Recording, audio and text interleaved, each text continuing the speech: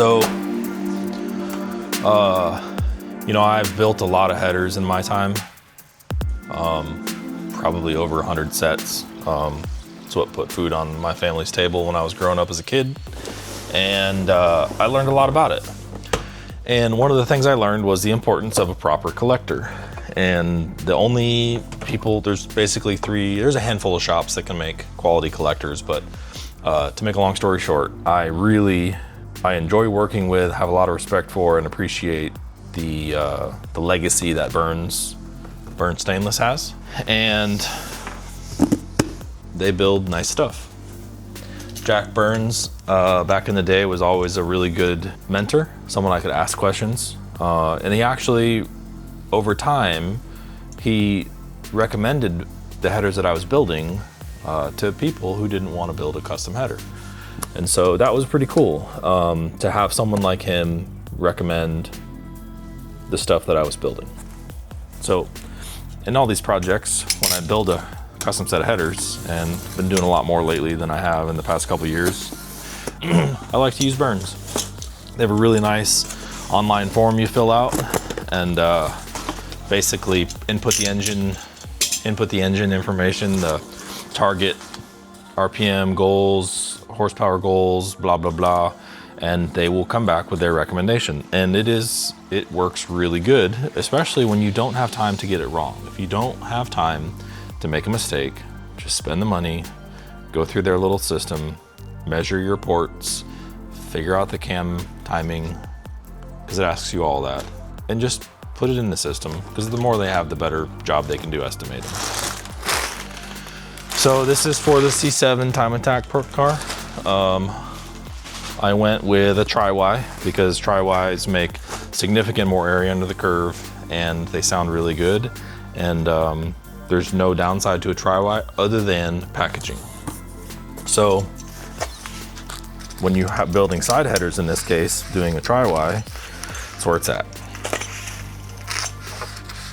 Let's see what these bad units look like. This is a LT4, 11-1, 7,000 RPM, hydraulic roller cam, side headers, 800 wheel horsepower. We landed at 1 7/8 to 2 inch step for the first Y, and then 2 to 2 1/4 for the second Y, and then 2 1/4 to 3 1/2 tailpipe. Look at that. Get in there. Get in there. Look at that bad unit. Everything always comes tuned up.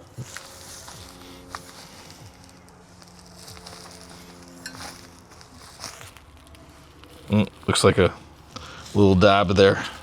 Must have a new guy working. First day on the job. I have a second set of collectors going together for another time attack car, and then I'll be doing a third set of collectors for the 7069 A production C3.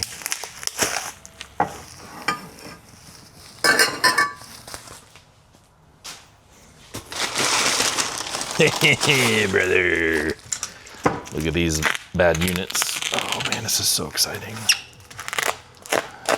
You know, as much as I despise the whole video thing, I've learned that it enables me to share my excitement with my customers who aren't here. They can't be here with me, but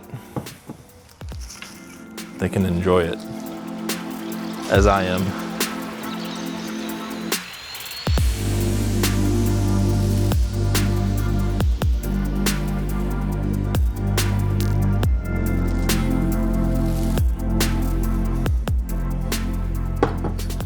Just confirm everything is right. Wouldn't be the first time we made a boo-boo. Some days I feel like that's all I do is make boo-boos. Check this one. Should be 2 1/4. Drop an inch. 2 1/4. Brother. 1 7/8. It's 2 inch slip.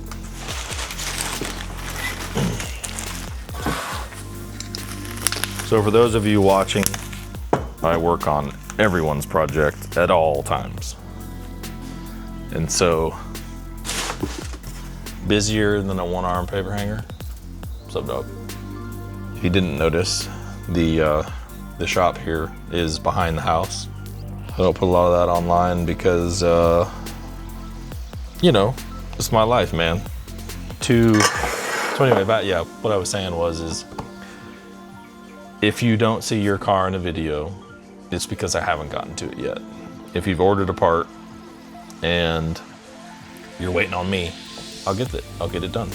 Always do. And to those of you who are waiting, thank you. It's much appreciated. Because it's just me and a bunch of my homies doing our best to jam out the coolest stuff for these cars that we can.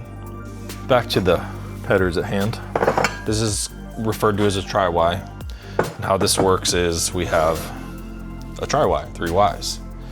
We have a V8, so we have 8 cylinders, right?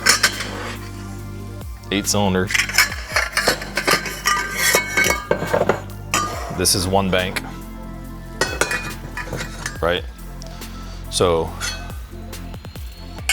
header flange, 4 pipes come into this. The first pair of Ys go into the 3rd Y, and that's how we get that tri-Y.